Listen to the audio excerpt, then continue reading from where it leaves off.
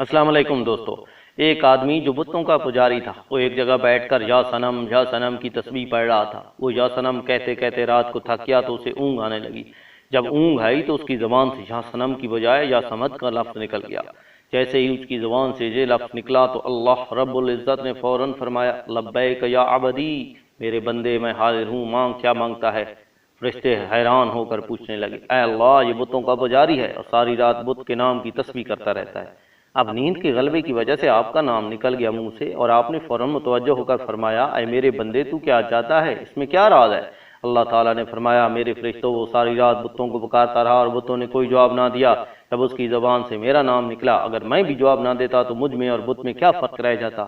جو پروردگار اتنا مہربان ہو کر بندے کی زبان سے نیند کی حالت میں بھی اگر نام نکل جائے تو پروردگار اس کو بھی قبول فرما لیتے ہیں۔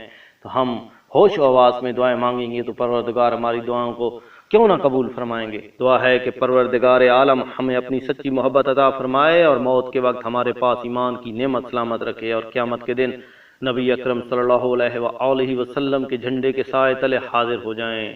آمین۔